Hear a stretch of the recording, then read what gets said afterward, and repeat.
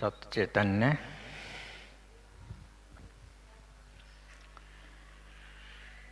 सत चैतन्य। अभी एक शब्द सुना होगा आपने, वस्तु काहें खोजे काहें। वस्तु कहीं खोजे कहीं, चौंध लगी जगह सूझे नाही। तेरी वस्तु तुझ में आप धरी है, आपे को तू खोजे नाही। तू तो वस्त्र जो मैल चढ़ा है, प्रेम धार में धोवे नाही। तू तो हीरा जो मिट्टी चढ़ा है, उज्ज्वलिया को करता नाही। पास धरे को जो दूर तलाशे, चैन वाको मिलना नाही। तू तो भाई सत चेतन सदा से, मंथन अपना करता नहीं। वस्तु काहीं खोजे काहीं, चौंध लगी जगह सूझे नाही। ये शब्द है आपका, इसको समझने की जरूरत है, इस पर विचार करने की जरूरत है। जो साधन बने इसके अनुसार वो करने की जरूरत है। मैं चाहता हूँ आपका खुद का सुधार हो जाए। खुद का सुधार पहले केवल खुद का सुधार हो जाए और तुम आत्मनिर्भर हो जाओ। संसार की ओर से भी आत्मनिर्भर हो जाओ और आत्मा परमात्मा की ओर से भी आत्मनिर्भर हो जाओ। अपना आधार तुमको मिल जाए, तुम अपने आप में भरपूर और स्वतंत्र हो जाएं। सारा सत्संग इसीलिए होता है हमेशा कि आपको अपना आधार मिल जाए, आप स्वतंत्र हो जाएं, अपने में भरपूर हो जाएं। संसार की ओर से भी आत्मा की ओर से भी धन दौलत भी आपको मांगना ना पड़े, ज्ञान भी आपको मांगना ना पड़े। आप अपने आप से ही सब खोज लें। आप ही हैं मूल में, आप ही हैं आधार। ये शब्द उसी ओर इशारा करता है कि अपने आप को संभाल, तेरी वस्तु दूर नहीं है। अगर दूर तो सोचता है तेरे को चौंध लगी है, दूर नहीं है। वस्तु पास है, वस्तु तुम ही हो, इससे जुड़ने की जरूरत है। बस यही निर्देश है। जो पालन कर लेगा वो तो ठीक है, जो पालन नहीं करेगा वो खाली रहेगा। मैं देखता हूँ कि आदमी अपने आप से बहुत दूर चला गया है। वो आदमी कहीं है और पहुँच कहीं और गया है। जहाँ वो नहीं है वहाँ पहुँच गया है, जहाँ वो है वहाँ नहीं है। वो अपने से इतनी दूर पहुँच गया है कि अगर वो अपने आप को लौट कर देखे तो देख नहीं सकता है। जैसे कोई अपने घर से निकलकर कोई दूर चला जाए जंगल में और वहाँ जाकर के अपने घर को देखना चाहे तो देख नहीं सकता। इतना दूर, इतने विचलित रास्ते से इतना दूर खड़ा है कि मानो उसकी पीठ खुद की ओर हो गई है। आपकी पीठ आपकी ओर हो जाए तो आपकी कैसी दिशा होगी। मैं तो साफ साफ देखता हूँ, बहुत बार समझाने के बाद भी देखता हूँ कि बहुत दूर निकल गया है तो फिर भी समझ नहीं रहा है, समझाने से भी नहीं समझ रहा, अमल नहीं कर रहा। थोड़ा तो सोच के देख, तो नहीं सोचता। थोड़ा सा कहने से सोच कर देख कि मैं असल में ही अपने से दूर तो नहीं हो गया हूँ। अपने से दूर होना क्या है ये? अपनी ओर पीठ करना क्या है ये है कि अपने आप से जुड़े हुए न रहना, संसार से, जगत से, बाहरी चीज़ों से जुड़ जाना, इनके साथ जुड़ कर और अपने आप को भूल जाना। बस ये है अपने आप से दूर हो जाना, दूर चले जाना। सोच लिया करो कि हम इस जगत में आए हैं, क्यों आए हैं। थोड़ा सा भी सोच लो तो तुम अपना सुधार कर सकते हो। नहीं सोचोगे तो यूं के त्यों जाओगे। क्या यूं का त्यों जाने के लिए आप आए हो, या कुछ कम होकर के जाने के लिए आए हो, या भरपूर होकर के जाने के लिए आए हो? नहीं तो आप यूं के त्यों जाने के लिए आए हो कि जैसे हो, जैसे आए हो वैसे की वैसे चले जाओ। न कुछ कम होकर के जाने के लिए हो कि जैसे आए हो उससे भी कम हो जाओ। आप केवल भरपूर होने के लिए आए हैं, अपने सुधार के लिए आए हैं, आप ज्ञान के लिए आए हैं, ध्यान के लिए आए हैं, अच्छे कर्मों के लिए आए हैं। कुछ बढ़ करके जाओ। जब तुम्हारी मौत आए तो ऐसा हो कि तुम कुछ बढ़ कर हो गए। अगर तुम यूं के त्यों हो या कम हो तो आने का, आपका आने का अर्थ क्या है? कुछ नहीं। इतना तो सोच लिया करो। अब ज़्यादा इस संसार से जुड़ोगे, आप बाहरी चीज़ों से जुड़ोगे, आत्मा से कट ऑफ हो जाओगे। अगर आत्मा से कट ऑफ हो गए, बाहर ज़्यादा जुड़ गए, तो आपकी दशा अच्छी नहीं रहेगी। आपको दुख होगा। आपको जो होगा वो ऐसा होगा कि जिसको आप नहीं चाहते। एक बार की बात है, जब मैं स्कूल में पढ़ता था, एक मास्टर था पीटीआई, वो खेल सिखाता था। जो हैमर थ्रो होती है, एक खेल का item hammer throw. Hammer throw का मतलब है एक गोला होता है, गोला लोहे का 5-6 किलो का, उसे एक चैन बंधी हुई होती है लोहे की। उस चैन को पकड़कर उस गोले को घुमाकर चारों तरफ ने घुमाया जाता है, ऐसे घुमाया जाता है, ऐसे घुमाया जाता है खड़े खड़े। और जब खूब घुमा दिया जाता है तो उसको फेंक दिया जाता है। जो सबसे दूर फेंक दे वो फर्स्ट आ जाए। बस ये हैमर थ्रो है। तो पीटीआई ने क्या किया, एक दोनों ट्रेनिंग दे रहा था हैमर थ्रो की, लेकिन गलत रास्ता पकड़ लिया उसने कि उस हैमर की चैन पकड़ के और खड़ा हो के उस हैमर को चारों तरफ घुमाने लगा। तो घुमाता गया, इतना घुमा दिया कि उसका बैलेंस ख़त्म हो गया।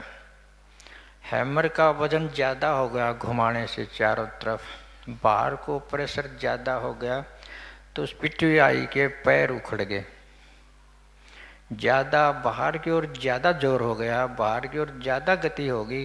था तो 5-6 किलो का, लेकिन इतना घुमाया कि बाहर की ओर प्रेशर ज़्यादा हो गया और उसका अपने जो पैर थे वो कमज़ोर पड़ गए, उसके पैर उखड़ गए।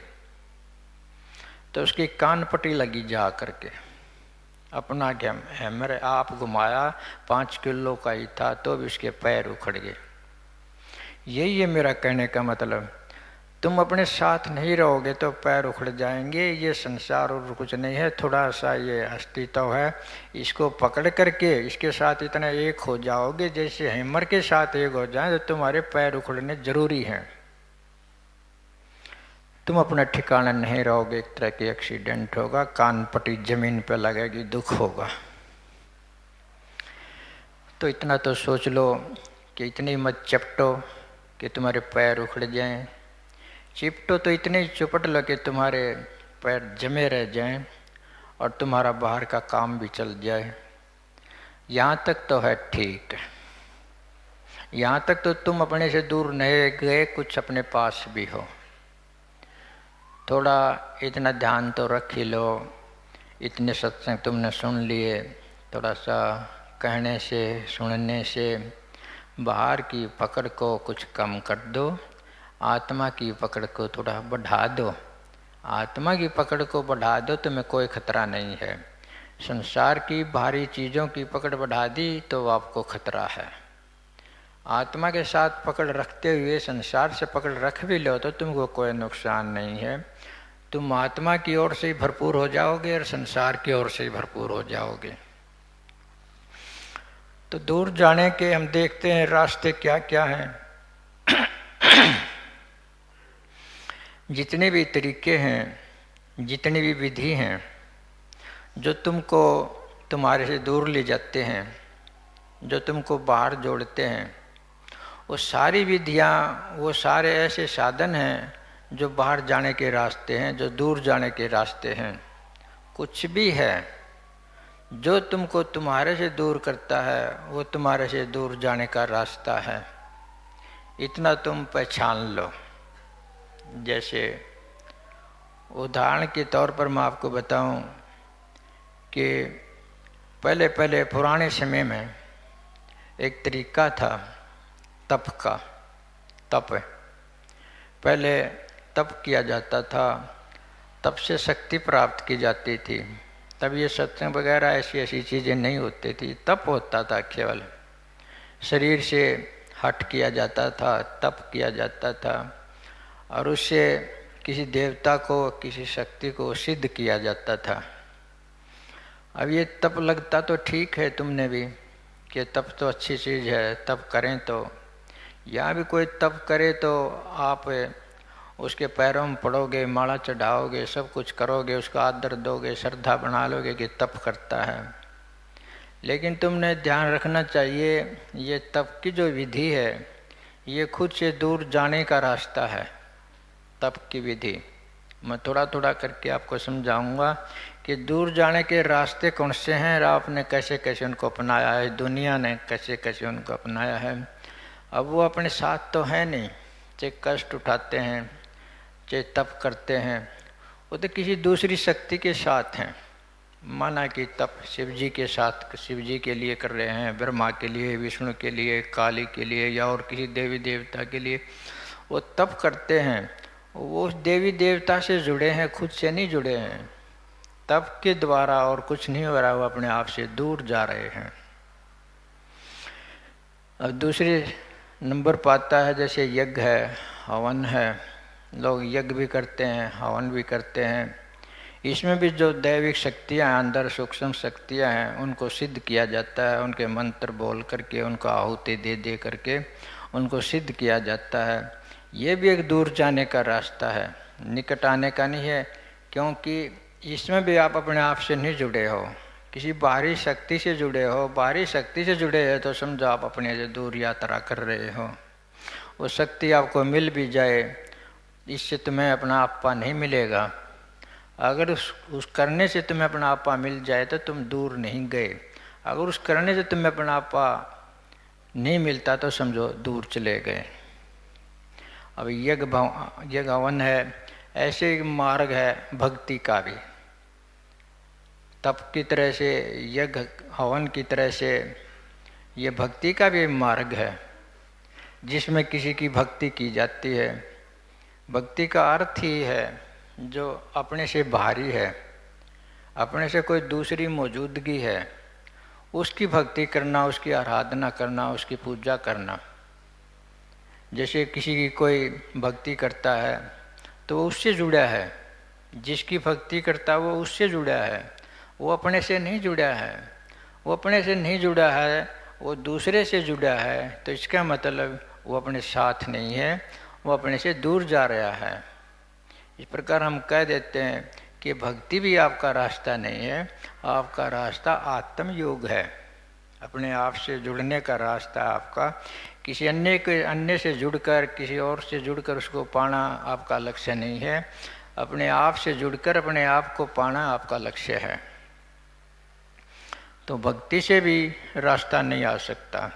इस भक्ति में तो आप देख सकते हो आजकल कई तरह की भक्तियाँ चली हुई हैं, जैसे इसमें गुरु भक्ति भी शामिल है, गुरु भक्ति भी शामिल है, और देवी देवताओं की भक्ति भी शामिल है, अलौकिक ईश्वर की भी भक्ति शामिल है, जैसे विष्णु की भक्ति, शिव जी की भक्ति और अनेकों देवी देवताओं की भक्ति, ऐसे ही अवतारों की, पीर पैगंबरों की भक्ति, ऐसे ही गुरु की भक्ति भी है। गुरु की भक्ति से भी आप अपने साथ नहीं हैं, आप गुरु के साथ हो, उसके रूप से, उसके नकल से, उसके नाम के साथ हैं, उसकी कृपा के लिए उसकी भक्ति करते हो। तो किसी के साथ भी जुड़ो जो तुम्हारे से अन्य है, जो तुम्हारे से बाहर है। इसका अर्थ यही है कि तुम उससे जुड़े हुए हो, चाहे कुछ भी है वो, चाहे आप परमात्मा को लेकर इस तरह से भाव रखते हैं भक्ति का, चाहे कि कोई गुरु को लेकर के भक्ति का भाव रखते हो, तो आप उसके साथ जुड़े हैं, सीधी बात है, अपने आप से नहीं जुड़े हैं। आप उस पर बलिदान हो गए, खुद को तो भूल गए। इससे आप कितने भी भक्ति करो, कुछ भी भक्ति करो, आप ज्ञान नहीं हो सकता, आपको शक्ति प्राप्त हो सकती है। भक्ति से शक्ति मिल सकती है, आत्मज्ञान आपको नहीं मिल सकता। भक्ति से शरण मिल सकती है, आपको आत्मज्ञान नहीं मिलता। भक्ति से सुरक्षा मिल सकती है, आपको आत्मज्ञान नहीं हो सकता। तो आत्मज्ञान के लिए तुमने भक्ति को भी ध्यान में नहीं रखना है, चाहे वो कोई भी है, चाहे कैसे भी महान पुरुष है, चाहे वो ईश्वर है, चाहे वो अवतार है, कोई देवी देवता है, कोई भी क्यों ना है। अगर कोई अपनी भक्ति कराता है गुरु होकर के, वो आपको दूर ले जा रहा है सत्य से, वो आपको अपने के साथ जोड़ करके तुम्हारे जुड़ाव को कट कर रहा है। अब गुरु तो ऐसे ऐसे हैं कि कह देते हैं कि तुम सेवा करो, दरबार में आओ, सेवा करो, 20 दिन सेवा करो, 20 दिन का जाप हम तुम्हारे नाम कर देंगे, 40 दिन सेवा करो, 40 दिन की सेवा का जो फल होना चाहिए वो हम आपको नाम कर देंगे। नाम की जो कमाई हमने की है उस कमाई में से कुछ अंश तुमको दे देंगे। अब नाम की कमाई जो है वो कोई ऐसी चीज़ नहीं है कि धन दौलत की कमाई है, वो तो दिखाई भी नहीं देती। जो नाम की कमाई से मिलता है वो तो स्थिरता मिलती है, वो तो स्वरूप मिलता है। मैंने नाम की कमाई की हो, अच्छा ध्यान भजन किया हो और मैंने स्थिरता पा ली हो, ठहरा हो, संतोष शांति पा लिया हो और जो स्वरूप पा लिया हो, क्या उसमें से मैं कुछ अंश तुमको दे सकता हूँ? मान लिया कि मैंने स्वरूप पा लिया, स्वरूप का एक अंश भी तुमको नहीं दे सकता। माना कि मैंने शांति पा ली है, उस शांति का एक अंश भी तुमको नहीं दे सकता।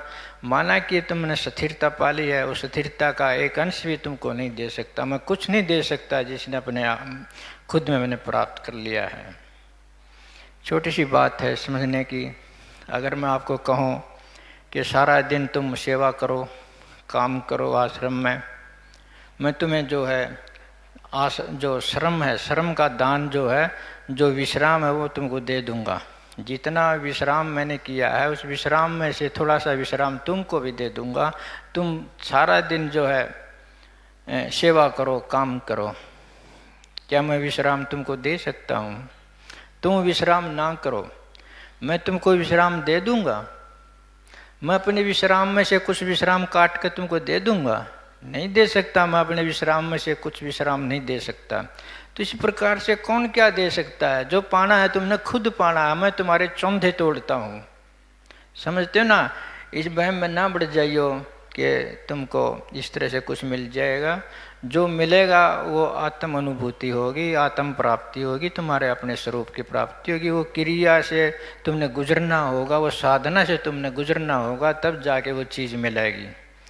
लेकिन भक्ति के वहम में तो कृपा के वहम में खाली रह जाओगे, कुछ कर भी लिया करो। स्वामी जी महाराज कहते हैं कि एक जन्म में गुरु भक्ति, दूजे में नाम, और तीजे में मुक्ति, चौथे में निज धाम। अब 4 जन्म बता दिए।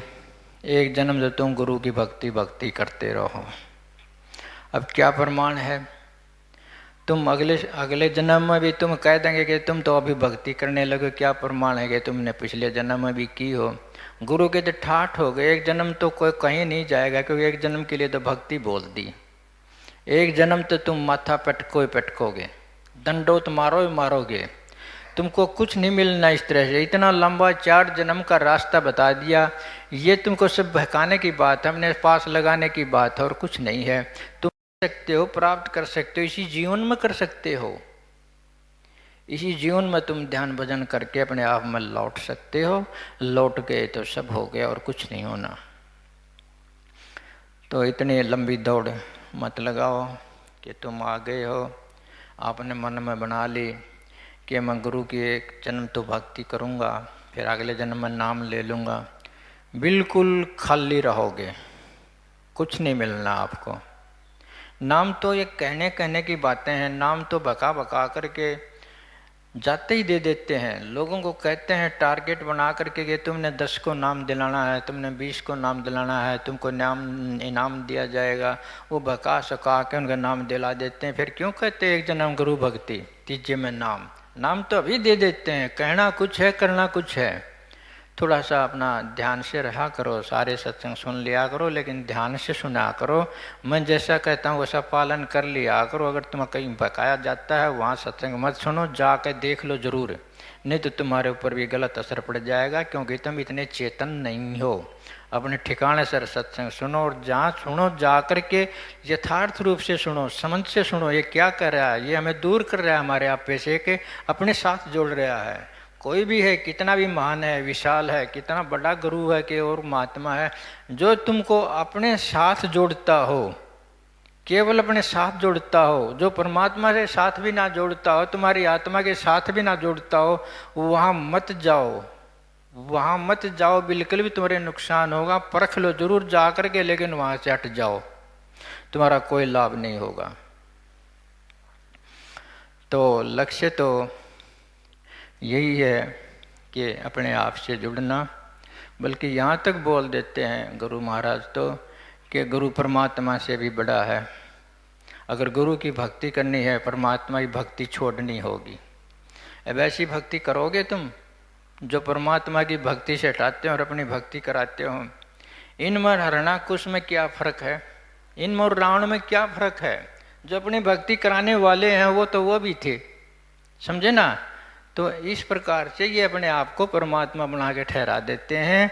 इनकी कामयाबी इसी में है कि ये परमात्मा बना करके आपके दिलों में अपने आप को बैठा देते हैं, और फिर आदमी इनसे दूर नहीं हो सकता, अपनी आत्मा से कभी नहीं जुड़ सकता। ये खतरे की बात है।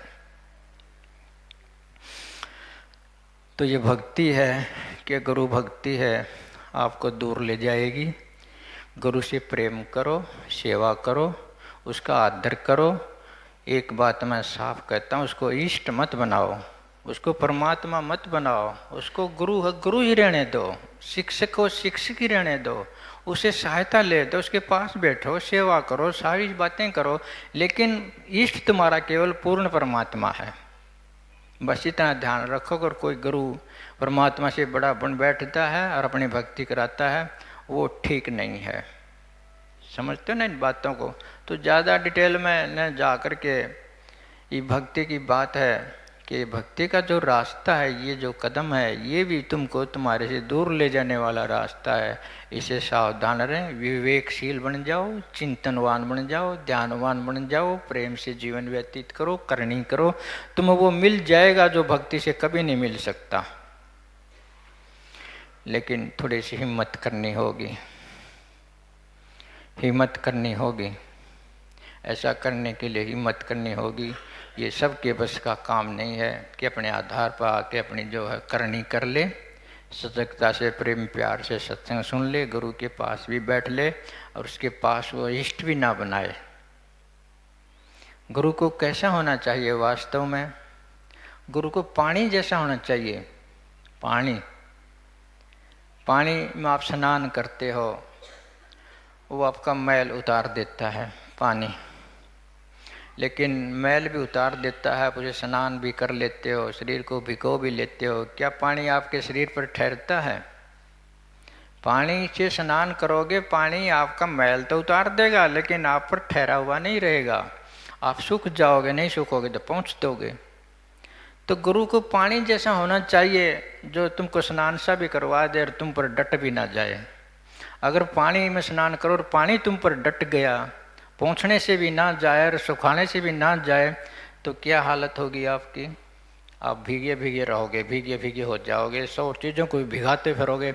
ये मैं नहीं चाहता कि गुरु तुम पर ठहर के खड़ा हो जाए, तुम उसको ठहरा लो, सीख लो, लेकिन निरोल हो जाओ, अपनी आत्मा में चले जाओ। मैं नहीं कहता कि नहीं सीखना चाहिए, पास में नहीं बैठना चाहिए। 99% आदमी ऐसे हैं जिन्होंने पास में बैठना चाहिए और सीख भी लेना चाहिए, पूछ भी लेना चाहिए, लेकिन लिप्त नहीं होना चाहिए, इष्ट नहीं बनाना चाहिए। अपनी आत्मा की ओर गति फिर भी करना चाहिए। ये खुद की ओर यात्रा की बात कह रहा हूँ आपको। खुद की ओर यात्रा, दूर निकल गए हो, तुमने खुद की ओर, अपनी आत्मा की ओर, अपने स्वरूप की ओर यात्रा करनी है। बस इतना तो समझ गए तो सत्संगी हो गए। अगर इतना नहीं समझे तो बाहर भटकते जाओगे, तुम और दूर दूर जाते जाओगे। मैं तुमको संभलने के लिए कहूँगा, तुम कहोगे पता नहीं क्या कर रहे हैं, ऐसे काम चलेगा क्या हमारा? काम चलाओगे तो दूर ही दूर जाओगे। काम चलेगा तुम्हारे अपने आप से काम चलेगा तो अपने पास आओ। एक बार की बात है कि एक आदमी, शाम का टाइम था, वो बिछड़ गया, भटक गया। जैसे अभी कहीं चौंध लगी जगह सूझे ना है, उसको चौंध लग गई। चौंध लग गई तो ऐसे पास में मरुस्थल था, उस मरुस्थल में चला गया। वो मरुस्थल का मतलब वहाँ रेत होता है, रेत ही रेत होता है, झाड़ियाँ होते हैं, झुंड होते हैं। तो उस रेत में वो भटक गया, सारी रात भटका रहा, इधर से इधर घूमता रहा। सुबह सूरज निकला, प्रकाश हुआ। जब तक वो थक गया था तो बैठ गया एक स्थान पर। बैठकर सोचने लगा कि मैं कहाँ से आऊँ, कैसे पहुँचूँ, सारी रात का ही मैं भटक रहा हूँ, कैसे क्या करूँ। तो चांदना होने की वजह से, सूर्य निकलने की वजह से वो बैठा हुआ था। तो उसने क्या हुआ कि अपनी पैड़ नज़र आ गई। जो रेता था उस पर चलता था, जिन रेते पर चल के आया उस पर पैड़ के निशान तो होंगे ना। रेते में तो, रेते पर के चलोगे तो पैड़ के निशान हो जाएंगे। तो उसने पैड़ के निशान देख लिए कि अगर इन पैड़ के निशान हैं, ये मेरे को यहाँ तक ले आए हैं, ये पैड़ के निशान वहीं से आएंगे जब जहाँ मेरा घर है, जहाँ से वो भटका, वो पैड़ वहीं से तो आई हैं। तो उसने समझा कि मैं जहाँ से भी चल के आया हूँ, अपने ठिकाने से चल के आया हूँ, ये निशान है पैड़। उन्हें परख ली क्या ये पैड़ जो हैं मेरे घर से ही आए हैं। मैं अगर पैड़ों से उल्टा चलना शुरू कर दूँ तो घर पहुँच जाऊँ। रेते में पड़ी हुई पैड़ देखी तो उसके मन में थोड़ा सा होश आ गया कि इन पेड़ों का पालन करके, इनका देखते हुए, इनको पलटते हुए अगर मैं यात्रा शुरू कर दूं तो वापस अपने घर पहुंच सकता हूं। तो उसने ऐसा ही किया। आप तो समझाने से भी नहीं करते, कुदरतन है उसको खुद होश आ गया। ऐसे लोग विरले होते हैं कि भटकने के बाद उनको खुद होश आ जाए और अपने रास्ते चल, जो रास्ता उन्हें दूर तक ले आता था उसी को उल्ट दें। जो रास्ते आपने तय किए हैं खुद से दूर जाने के लिए, वही रास्ते आपने उल्टे चलने पड़ेंगे। हमने उल्ट पैर चलना होगा। जिस रास्ते से चले हो, जिन कदमों से चले हो, उन कदमों को पलटना होगा। अगर उन पैरों को देखते हुए अब वो वापस चलना शुरू कर देता है, उनको देखते हुए, उनको छोड़ते हुए वापस चलना शुरू कर देता, तो वहीं तो जाएगा जहाँ से चला था। अपने ही रास्ते से वापिस चला जाता है, अपने कदम को, अपनी दिशा को बदल देता है, बस इतना करता और कुछ नहीं करता। तुमने भी अपने कदम बदल देने चाहिए, अपना रास्ता बदल देना चाहिए, जिस रास्ते से आए से उल्टा चल देना चाहिए। वो रास्ते मैंने बता ही दिए, जैसे तप बताया, भक्ति बताई, ज्ञान यज्ञ बताया, और भी हैं जो ग्रंथ हैं, शास्त्र हैं, ये भी कितने हैं, लोग इनके साथ चिपट कर बैठे हैं। इस तरह से ग्रंथ शास्त्रों की, पोथियों की सेवा करते हैं जैसे जिंदे की करते हों। जिंदे की, ग्रंथ की, शास्त्र की, पोथी की, चाहे कितना भी ज्ञान लिखा हो, उसकी ऐसे ही सेवा करते हैं जैसे जिंदे की करते हों। अब वो जिंदे तो नहीं हैं, उन पर पंखा डुलाओ, पंखा करो, कि उन्हें एसी चलाओ, उन पर कुछ भी करो, उनको तो कोई पता नहीं है, लेकिन तुम करते चले जाओगे जैसा कि इनको कुछ महसूस होता है, जैसे इस पुस्तक को महसूस होता है, उसका हवा करो, कि उसको खिलाओ, पिलाओ, सुलाओ, उठाओ, कुछ भी तो करो, ऐसा करते हैं लोग। तो ये सब दूर ले जाने की बात है। उनमें ज्ञान कितना ही है, तुम उनकी कितनी ही सेवा कर लो, जैसे जिंदगी करते हैं, लेकिन आपको दूर ले जाएंगे। एक बात ये नहीं करते ग्रंथ शास्त्र की पूजा करने वाले, केवल ग्रंथ शास्त्रों को नहलाते नहीं और सारा काम करते हैं जो जिंदे के साथ करते हैं। कोई ग्रंथ है, कोई शास्त्र है, कोई वेद है, कोई गीता है, कुरान है, बाइबल है, कुछ भी है, कितने इनको इष्ट बना लो, कितना भी इनको गुरु बना लो, कुछ भी बना लो, कितनी सेवा कर लो, क्या इनको तुम नहला सकते हो? क्या नहला सकते हो किसी वेद को? नहलाओगे तो वो गलत जाएगा, गलत जाएगा, तो फिर भी आप उसकी ऐसा ही करते जाते हो जैसे जिंदा है। भ्रम नहीं टूटता आदमी का, ये तुमको कुछ नहीं बताते, तुमने सब कुछ खुद समझना पड़ता है। एक गरीब दासी ने वहाँ आश्रम में आया और उसके जो मैंने कहा कि भाई ये जो पुस्तक है इनमें लिखा तो कुछ भी हो, लेकिन ये स्वयं में जिंदा नहीं, ये जड़ हैं, ये तुमको अपनी तरफ से बोलकर कुछ नहीं बताएंगी। कहने लगा नहीं, फिर भी ये हमें मार्गदर्शन करते हैं। तो थोड़ी सी देर में क्या हुआ, बैठा बैठा था, उसने बीड़ी निकाली और वो लगा ली, और उसकी जेब में जो गुटखा था गरीबदास के शब्दों का, कहने लगा भाई तेरी जेब में गरीबदास का गुटखा भी है, बीड़ी माचिस भी है, तूने बीड़ी माचिस निकाल के न अपना बीड़ी लगा ली है, क्या ये गुटके ने कुछ कहा तेरे को बीड़ी मत लगा? लेकिन इसने तो नहीं कहा। फिर क्यों? तुम ऐसी जिंदी चीज के साथ क्यों नहीं होता को ये तुझे मना कर दे कि बीड़ी मत लगा? वो तो तुम खुद ही है, तेरी जिंदी आत्मा है, तेरी अंतर आत्मा है, तेरे को नहीं कहती क्या? लेकिन ये गुटखा कुछ नहीं कहता। तो इसीलिए मैं थोड़ी थोड़ी बातें करके तुम्हें अच्छी अच्छी बातें समझाना चाहता हूँ कि तुम नज़दीक आ जाओ अपने आप। बाहर के रास्ते तुम्हें बाहर जोड़ते हैं, दूर ले जाते हैं तुम्हारे आप से। तुम क्या रह गए? कुछ नहीं रहेगा अगर तुम अपने आप से दूर चले गए। आजकल एक और देखा होगा आपने, वो गोपाल की साधना चली हुई है। वो कृष्ण की एक छोटी सी मूर्त रखते हैं, वो हमेशा अपने साथ रखती हैं, ज़्यादातर बहनें करती हैं, ये अपने साथ रखती हैं, अपने उसमें रखती हैं, क्या जोड़े में रख लें, क्या किसी चीज़ में रख लें, क्या इस तरह से पकड़ के किसी सामान की तरह उसको रख लें, जहाँ जाएंगी वहीं रखेंगी। देखा होगा ना तुमने गोपाल क्या करते हैं, उसको नहलाते हैं, धुलाते हैं, उसको पंखा करते हैं, उस पर एसी भी चला देते हैं, सारा काम करते हैं जो एक जिंदे के लिए करना चाहिए। अब इससे बुरा और क्या करेगा आदमी? इससे अचेतन और क्या होगा आदमी? इससे दूर और क्या जाएगा आदमी? एक छोटी सी मूर्ति को लेकर के जिंदे की सेवा नहीं कर सकता, उसकी सेवा में जुटा हुआ है। कितना दूर है अपने आप से, सोचने की बात है, नहीं मानते। यह एक बहन बता रही थी कि वह गोपाल ले रही थी, एक बहन, और उसकी सास ने, बुजुर्ग थी, पंखा मांग लिया। पंखा हवा करने के लिए गर्मी थी, तो जो उसकी बहू थी पंखा देने से इनकार कर दिया कि मैं तो गोपाल का हवा करती हूँ। वो जो कृष्ण की छोटी सी मूर्ति है उसको हवा करने लग रही है, जो उसकी सांस है जिसको गर्मी लग रही है, जो जिंदे उसको पंखा ना दिया उसको करने लग रही है पंखा। अब इससे भी दूर जाओगे क्या अपने आप से? ये अंतिम बात है कि तुम इतने दूर चले जाते हैं, ये लोग के इतना होश नहीं रहता कि क्या कर रहे हो, है नहीं मानते।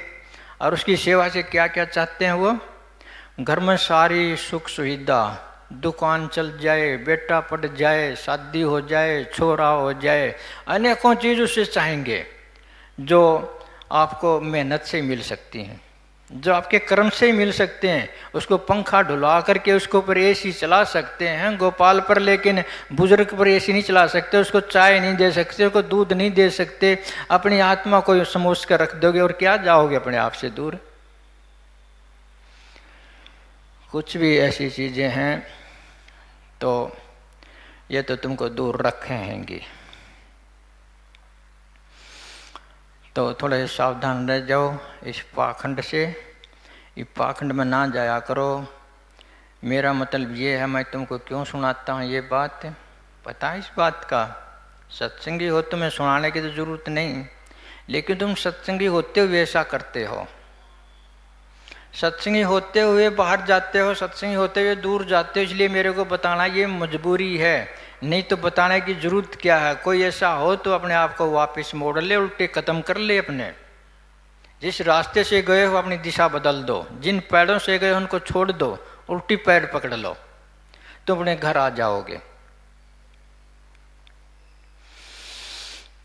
तो उल्टी पैर पकड़ने का मेरा क्या मतलब, जो तुम बाहरमुखी कर रहे हो उसको तो दो छोड़, जो अंतर्मुखी है उसको लो पकड़। तुमको सुमरण दे रखा है मैंने, सुमरण दे रखा है ना, नाम का सुमरण नाम दे रखा है। उस नाम का जाप करो, उस नाम के साथ हो जाओ, तुम्हारी यात्रा खुद की ओर शुरू हो जाएगी। नाम कैसा होना चाहिए, नाम पूर्ण परमात्मा का होना चाहिए, संपूर्ण अस्तित्व का प्रतीक होना चाहिए। नाम पर विचार करो तो संपूर्ण अस्तित्व से जुड़ जाओ, समझते हो ना, संपूर्ण अस्तित्व से जुड़ जाओ। ऐसा ना हो कि तुम अंश नाम को पकड़ लें। अंश नाम पूर्ण नाम, इनमें फर्क है। पूर्ण सत्य, पूर्ण परमात्मा, सर्वव्यापक एक परमात्मा, सत चैतन्य, अगर वो नाम आपको मिल गया है तो आपका उद्धार हो सकता है, पूर्ण के साथ जुड़ सकते हो तुम। अगर अंश नाम मिल गया किसी देवी का, देवता का, ब्रह्मा का, विष्णु का, काली का, के भगवती का, किसी और जो और किसी चीज़ का आपको मिल गया, वो आपको उद्धार नहीं करेगा। ओ हंग सो हंग सतनाम, ये सब के सब अंश नाम है। इनको पकड़ोगे तुम तो ये ओम है जो, ये भी अंश नाम है, ये संपूर्ण नाम नहीं है।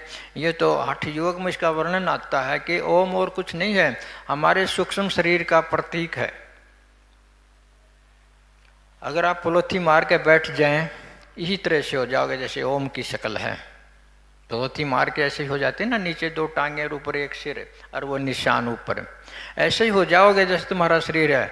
हठ योग में ये साफ साफ वर्णन किया गया है, जो ओम है ये एक ऊर्जा है, तुम्हारा सूक्ष्म शरीर है, ये परमात्मा आत्मा नहीं है। समझते आप, ये एक ऊर्जा है। और ज़्यादा से ज़्यादा इसको धुन बता देते हैं, धुन आवाज़ जो तुम्हें सुनाई देती है।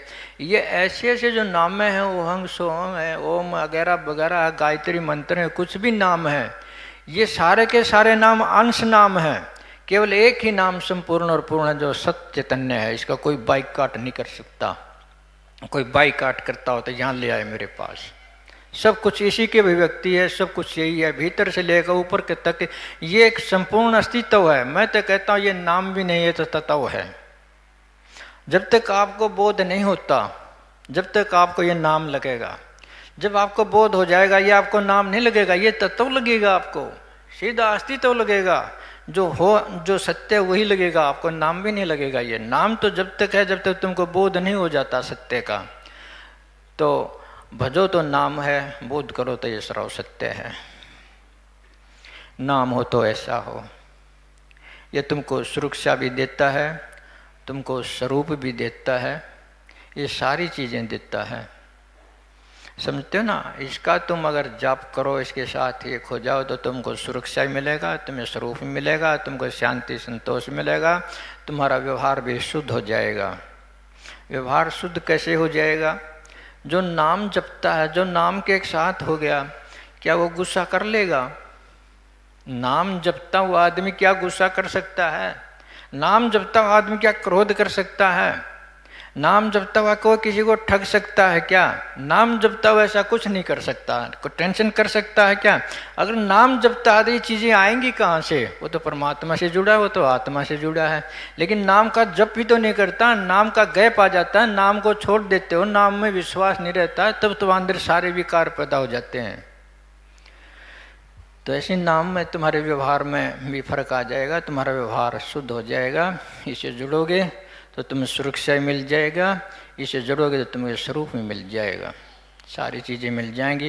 ये एक नाम का रास्ता भी है, तुम्हें जिस रास्ते से चलना है, खुद की ओर यात्रा करनी है, तो नाम को, एक सिंगल नाम को ही अपना के देख लो तुम पूरे रूप से।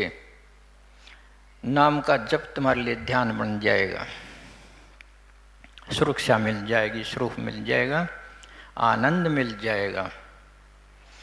वो आती है ना, गोपीचंद को जब संन्यास दिया उसकी माँ ने, उसकी माँ ये कैसी हुई है जिसने उसको संन्यास दिलाया गोपीचंद को? नहीं तो माँ की ममता नहीं दिलाने देती किसी को, लेकिन वो ऐसी महान माता हुई है जिसने अपने बेटे को संन्यास दिलाया। और संन्यास दिला करके कहा कि बेटा 3 बातें याद रखना। कि 3 कौन सा? कि मिठाइयाँ खाना, मीठा मीठा भोजन खाना, स्वादिष्ट भोजन करना, और नरम नरम गद्दों पर सोना, नरम नरम गद्दों पर, मखमल के गद्दों पर सोना, और किले में सोना। अब उसने प्रश्न कर दिया गोपीचंद ने कि माता जी संन्यास भी दिला रही हो, या मीठी मीठी चीज़ तो मैं खा ही रहा था, गद्दों पर तो सो ही रहा था, किलों में तो सो ही रहा था, ये बाहर और नई समस्या क्या खड़ी करते हो? मेरे को खुल के बताओ कि आपके कहने का मतलब क्या है? कि बेटा भूख लगने से पहले रोटी मत खाना, भूख लगेगी तो रोटी खाना, तुम्हें मिठाइयों से ही बढ़िया लगेंगी। समझते हो इस बात ने? तुम भी करके देख लो, सूखी पाकी नहीं दर्द जाओ तो। अच्छी भूख लग रही हो तो साग सब्जी ढूंढने की जरूरत नहीं है, उसी को खा के तृप्त हो जाओगे, ढकालोगे, पानी पी के शांत हो जाओगे। जलेबी जैसी लगेगी सूखी रोटी, इतना अच्छी कड़कड़ी भूख लगी हो। तो बेटा भूख लगे बिना मत खाइयो, जब कड़ड़ी भूख लग जाए जब ही खाइए। बीमार भी नहीं होगा, स्वास्थ्य भी ठीक रहेगा, मोटा भी नहीं होगा, कुछ नहीं होगा। मोटे होते ही तब हैं जब बिना भूख खाते चले जाते हैं, मोटे होते ही तब हैं। भूख लगे तभी खाए, जितना जरूरत हो उतना खाए, मोटा नहीं हो सकता आदमी, और थोड़ा बहुत काम करता रहे, बस सीधी बात है। कहने क्या वो बात कौन सी है कि किले में सोना? क्या किला है? नाम का जप है। नाम का जब तक जब तू करेगा तेरे अंदर एक ढाल रहेगी, तेरे अंदर तू आत्मा में ठहरा हुआ होगा। आत्मा में ठहराव से बड़ा किला कोई नहीं होता है। तो नाम का जप करता रहिए, तेरे को कोई कुछ नहीं कह सकता, भीतर बाहर की शक्तियां नहीं कह सकती, अगर सही रूप से तू नाम से जुड़ गया तो। और मखमल के गद्दे के थक जाए तब लेट जाना, वो आपको याद भी नहीं आएंगे मखमल के गद्दे। ऐसा आनंद की नींद आएगी, चाहे ढीम डड़ा में सो जाए, लेकिन पूरा थका हो जाए जब सोना। तो 3-4 बातें बताएं, इनमें एक बात मैं नाम की बता रहा था कि नाम के किले में सोना है, नाम के जाप में सोना है। नाम जप करते हुए तुम रहोगे, तुम्हारी सुरक्षा टूट नहीं सकती। थोड़ी बहुत चीज़ें हलचल आ सकते हैं, वो ऊपर को उतर जाएंगी, मैं नहीं कह सकता तुम्हारा कुछ खास बिगाड़ सकती हैं। ये मेरा खुद का तजर्बा है साधना में, कि नाम के सारे तुम सारी यात्रा कर सकते हो और भीतर की ओर। तो नाम के तो बड़े फायदे हैं। तुम अगर इसको धारण करो और जप करो अच्छी तरह से, तुम्हारा ध्यान भी बन जाएगा, सुरक्षा भी बन जाएगा, इससे तुम्हारा जो है ये व्यवहार भी शुद्ध हो जाएगा। एक बार की बात है कि माया ने गोरख से कहा कि गोरख योगी था कि गोरख उठा मारूं, बैठा मारूं, मारूं सुता जाग्या जी, 3 लोक में मेरा पसारा तू कित जा अवधूता जी। उठा मारूं, बैठा मारूं, मारूं सुता जाग्या जी, 3 लोक में मेरा पसारा तू कित जा अद्भुता जी। कि बात तो करड़ी है, बैठे को भी माया मारे, उठे को भी माया मारे, सुते को भी माया मारे, जागे को भी माया मारे, और 3 लोक में कहीं भी जाओ वहीं पर माया मारे। तो कित जा अवधूता जी, बात तो ऐसी ही है, माया तो ऐसा ही करती है कि सभी तरह से सभी जगह उसके ऊपर प्रभाव डालती रहती है, उससे ऊपर नहीं उठने देती, बस यही मारना है, अपने अंदर लिप्त अपने से सम्मोहित रखती है। अब गोरख तो योगी था, उसने भी उत्तर दे दिया कि उठा समरूं बैठा समरूं, सुमरूं सुचा जाग्या जी, तीन लोक से न्यारा खेलो मैं योगी अवधूता जी। अब उत्तर भी उसने दे दिया, नाम के जरिए से ही दे दिया कि मैं ऐसा योगी हूँ कि मैं बैठा भी सुमरता हूँ, मैं उठा भी सुमरता हूँ, मैं सोता भी सुमरता हूँ, मैं जागता भी सुमरता हूँ, और मैं तो समरते हुए अपने चौथे लोक में आत्मा में रहता हूँ, तीन लोक से न्यारा जी मैं योगी अवधूता जी। तो नाम की तुम महिमा समझो, ये एक साधन भी है, तुम्हारा उल्टा चलने का एक रास्ता भी है, तुम इसको लेकर के सिंगल इसको लेकर के तुम पहुंच सकते हो, लेकिन और भी रास्ते हैं वो साथ में जोड़ दिए गए, तुम्हारी और सहायता करते हैं। जैसे ध्यान है, श्रवण है, श्रवण का मतलब सुनना, सुनने को श्रवण कहते हैं। अब आप सत्संग में आ गए हो, सुन रहे हो, ये सुनना है। एक तो सत्संग वाणी है, एक अंतर वाणी है, एक आत्म वाणी है, समझते हो ना। एक नाद वाणी है, सत्संग वाणी है, अंतर वाणी है, ये तीन वाणी है जो आपने सुननी चाहिए अगर उल्टा आपने अपनी तरफ यात्रा करनी हो। सत्संग तो ये हो गया, मैं आपको सुना रहा, ये सत्संग वाणी है, इसको सुन के आप अमल कर लो तो ये वाणी है, अगर ना सुनो तो ये कुछ नहीं है, न मेरे बताने का कोई अर्थ है, न तुम्हारे सुनने का कोई अर्थ है अगर तुम पालन ना करो।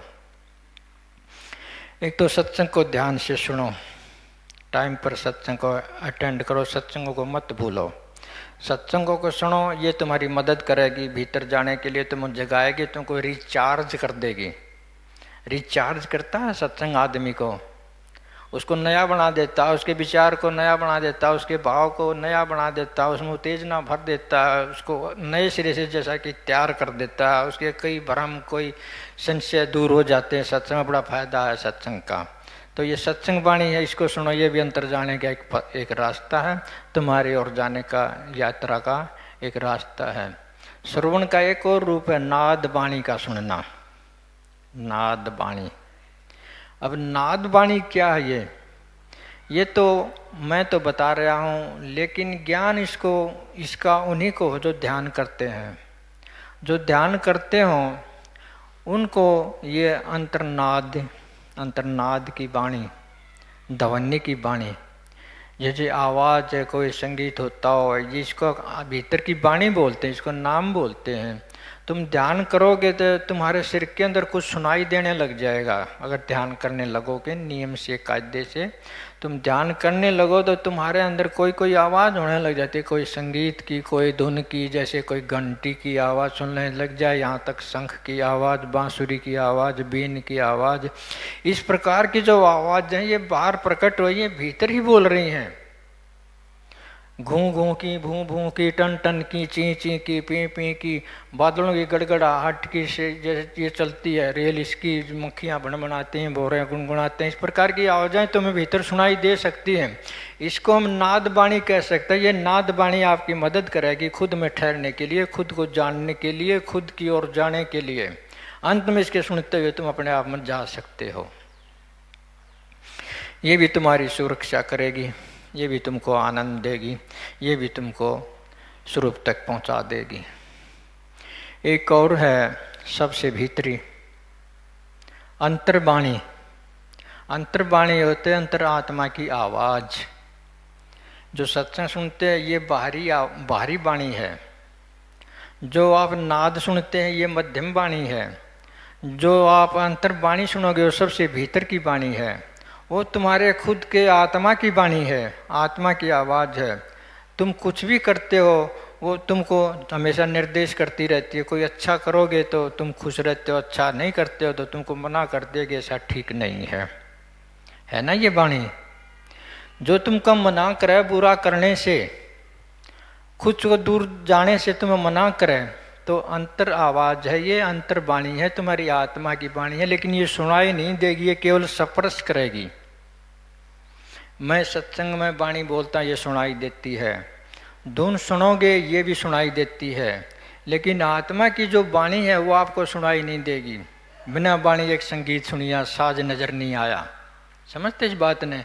यही वो वाणी कि जो अंतर आत्मा है ना तो वो नजर आती है, ना वो जो तुमको छूती है वो छुआ हुआ प्रतीक तुमको कुछ महसूस होता है प्रकट रूप से। तुम्हें जो आत्मा की आवाज़ होती है क्या सुनाई देती है प्रकट रूप से? नहीं, वो एक प्रकार का सूक्ष्म स्पर्श होता है तुम पर। स्पर्श, स्पर्श सब कुछ बता देता है। स्पर्श ही ज्ञान की मूल विधि है। सारा का सारा ज्ञान स्पर्श से पैदा हुआ है। ये स्पर्श मैं चाहता हूँ तुम्हारी आत्मा का तुम पर हो जाए, तुम्हें पर तुम्हारा ही स्पर्श हो जाए, तुमको आत्मज्ञान हो सकता है। अगर तुम्हारा तुम पर स्पर्श नहीं होगा तुमको आत्मज्ञान नहीं हो सकता, और तुम्हारा तुमको स्पर्श जो होगा तो तुम आत्म योग करोगे, अपने आप से जुड़ोगे। तो स्पर्श है, स्पर्श से ज्ञान होता है। जैसे बर्फ है आपको छूती है, स्पर्श करने का मतलब छूना, स्पर्श करने का मतलब है छूना। अगर वो बर्फ आपको छूती है तो आपको ज्ञान होता है कि नहीं? बर्फ बोल करके तो बताती नहीं कि मैं ठंडी हूँ, स्पर्श करते हो, स्पर्श से आप महसूस कर लेते हो कि ठंडी है। वो स्पर्श एक वाणी है, क्योंकि आपको ज्ञान करा देती है कि ये चीज़ ठंडी है, कि ये गर्म है, कि ये ऐसी है। इसी प्रकार अंतर में जो ज्ञान होते हैं ये सारे स्पर्श के रिजल्ट हैं और कुछ नहीं है। सारे टच के, छूने के रिजल्ट हैं। जो भी चीज़ तुमको छुएगी तभी उसका ज्ञान होगा, उससे पहले तुमको ज्ञान हो नहीं सकता। इसलिए डायरेक्ट जुड़ने की बात मैं करता हूँ। डायरेक्ट अपने आप से जुड़ जाओ ताकि तुम अपना आपका स्पर्श महसूस करो और आत्मज्ञान हो जाए। ये तो तुम्हारे अंतरात्मा एक जिंदा शास्त्र है, अनलिखा शास्त्र है, सनातन शास्त्र है, अनंत शास्त्र है। इसमें सब रहस्य लिखा हुआ है, लेकिन वो प्रतीत नहीं होता है। समस्त अस्तित्व का वो सार है, वो आपको छूता है। आप उसके योग में आ जाए तो सब तरह का ज्ञान आपको करा सकते हो। वो जिंदा शास्त्र है। जिंदे शास्त्र का क्या मतलब है? वो अपनी तरफ से आप बोलता है तुमको।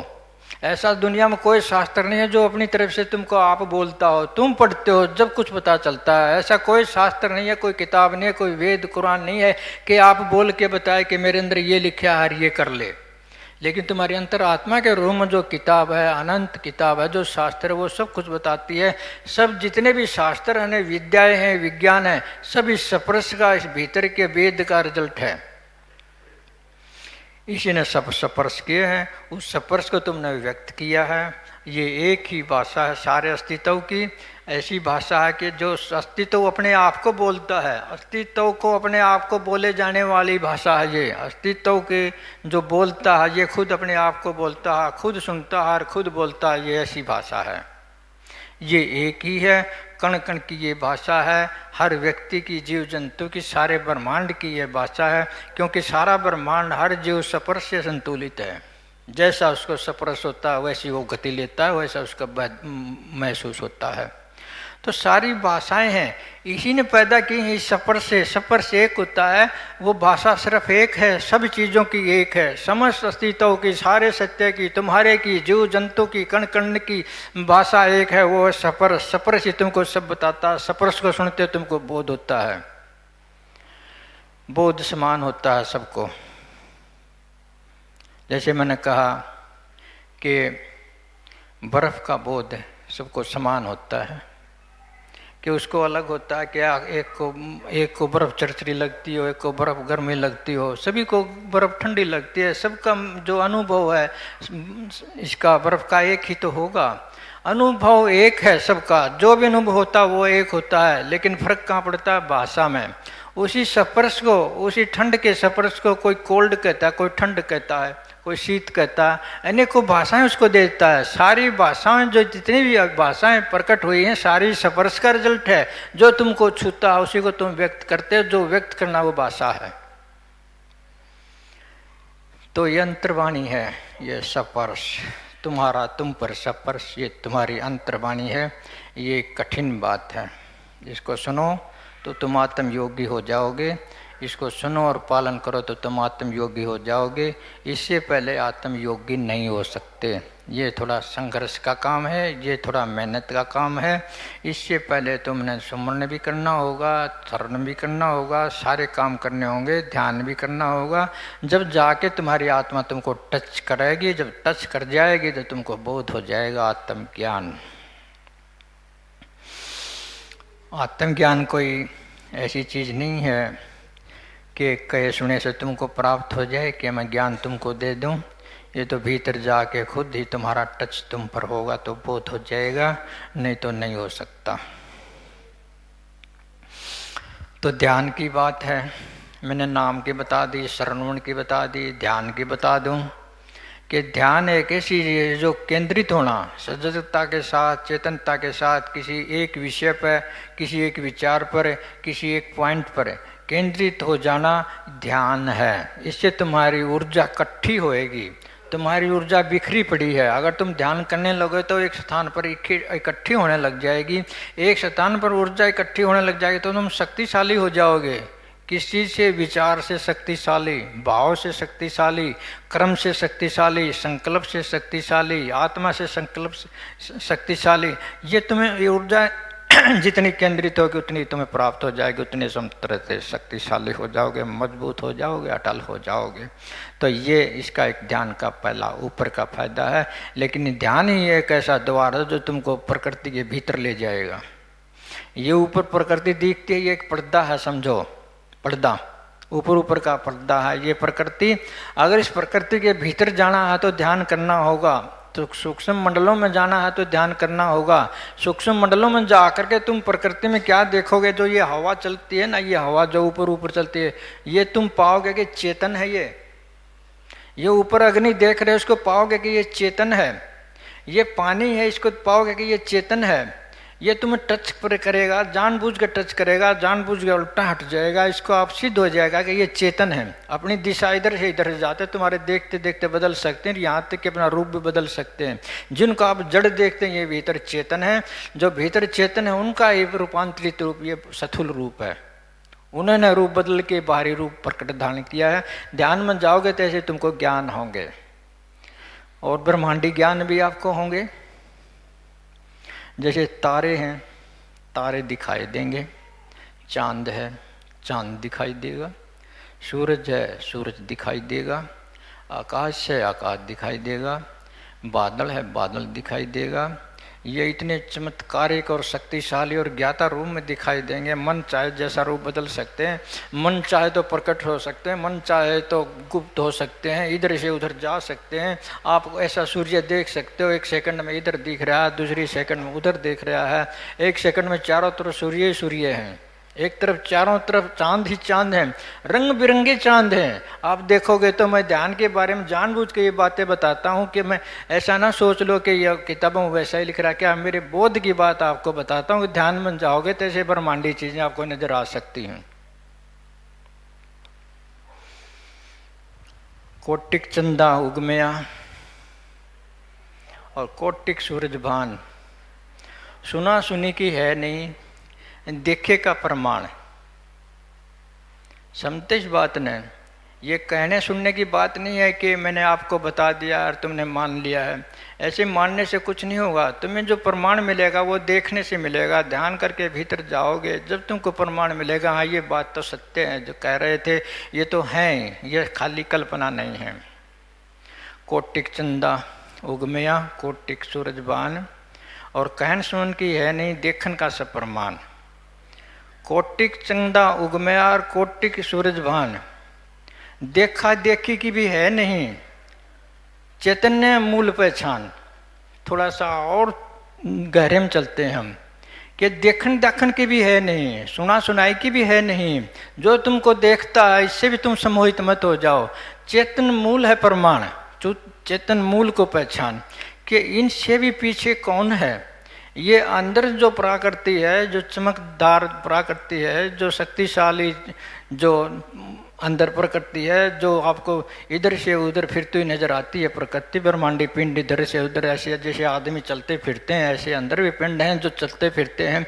ये इनको देख करके सम्मोहित मत हो जाना। देखा देखी की भी है नहीं, चैतन्य मूल पहचान, इनके पीछे जो है वो पहचानना है। और इनके पीछे कौन है? आप हो, आप आत्मा का स्वरूप हो।